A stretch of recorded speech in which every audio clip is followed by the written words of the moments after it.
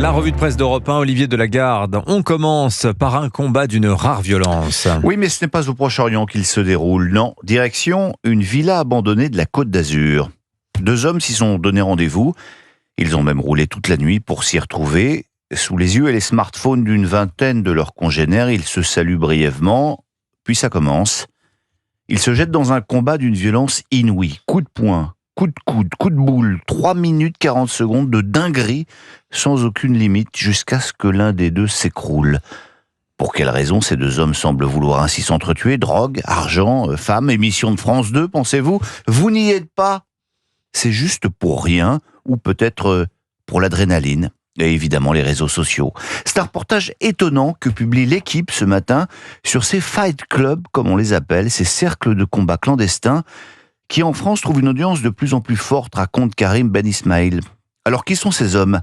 Il y a bien sûr du hooligan, des profils des fachos de droite ou des black blocs de gauche, mais aussi des types plus anodins. L'un s'appelle Houdini, il n'est pas magicien mais garçon boucher, et quand on lui demande ce qui le motive ainsi, sur ce désir de cogner et de se faire cogner, il répond qu'il s'agit d'une thérapie pour affronter ses démons, son manque de confiance et ses idées de suicide.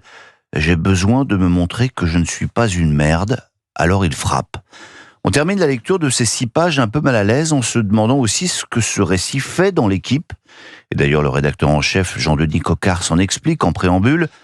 Le sport défoule, mais il grandit et il canalise, ce pourquoi on lui prête tant de vertus éducatives. Mais il faut aussi regarder les notes dans la marge, écrit-il, parfois des jeunes ne s'y retrouvent plus. En quête de radicalité, ils ne veulent plus de ces règles, juste jouir d'une pulsion de violence terrifiante, c'est-à-dire dans l'Équipe. Oui, ou plutôt que la règle, c'est qu'il n'y a pas de règle. C'est un petit peu ça, hein. No rules d'ailleurs, ça s'appelle beaucoup ce type de combat. On revient à la situation, Olivier, en Iran. En revanche, eux savent parfaitement pourquoi ils se battent. Eux, ce sont les membres du Mossad, les services secrets israéliens. Le Figaro leur consacre un long papier, car ce sont eux qui sont finalement à l'origine du succès israélien en Iran, explique Guillaume de Dieuleveux et Delphine Minoui.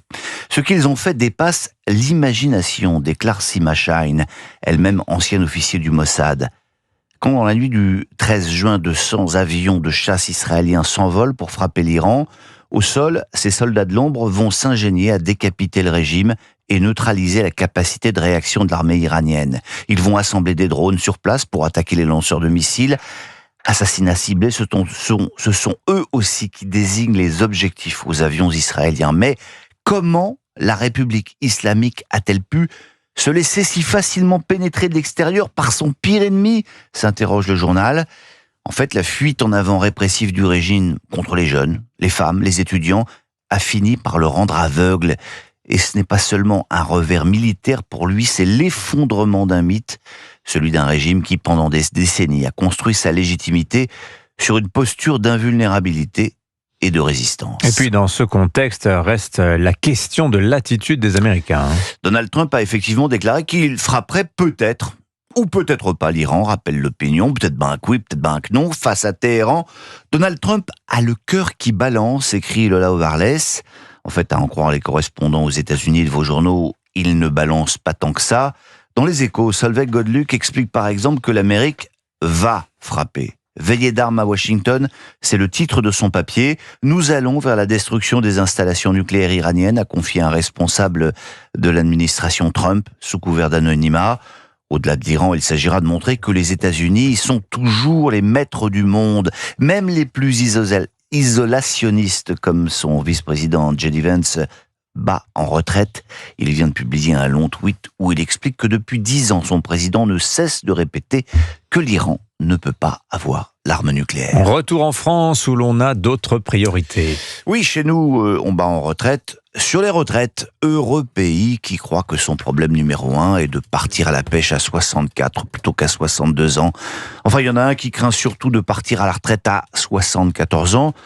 C'est François Bayrou, parce que les rumeurs de motion de censure sont de retour. Certains au PS aimeraient bien le déloger de Matignon avant le 14 juillet, le dégonfler tel un soufflé au Grand Marnier. Et cela a d'ailleurs le don d'exaspérer Vincent Trémollet de Villers. Ce n'est pas qu'il soit particulièrement enthousiasmé par le Premier ministre. La situation est même assez déprimante, estime-t-il, mais il est ulcéré par l'attitude des socialistes, dont le seul but de cette motion de censure serait de tenter de se réconcilier. En quelque sorte, écrit-il, pour sauver son été, Olivier Faure est prêt à menacer celui des Français de nouveaux désordres politiques et instabilité financière. Mais alors que peut faire François Bayrou ? Eh bien, priez, mon cher Dimitri. D'ailleurs, cette tendance, la Croix nous signale effectivement que les ventes de Bibles sont en très forte hausse. Marie-Jacinthe Terrasse est allée enquêter à la Procure, la plus grande librairie religieuse de France. Fin mai, ils en étaient déjà à 10 000 Bibles vendues depuis le début de l'année. En 2024, c'était 8 500 sur la même période, une hausse de plus de 20%. Et puis une nouvelle clientèle émerge, explique la responsable du rayon. Jeunes ados munis de leur passe culture, seniors en quête de réponse. Et quand on songe à cet article de l'équipe avec lequel nous commencions, quand on se souvient de ces pauvres types qui se tabassent pour se donner une raison d'exister, on se dit que le renouveau des ventes de Bibles, c'est peut-être quand même bien une très bonne nouvelle. La revue de presse d'Europe 1. Merci beaucoup Olivier Delagarde.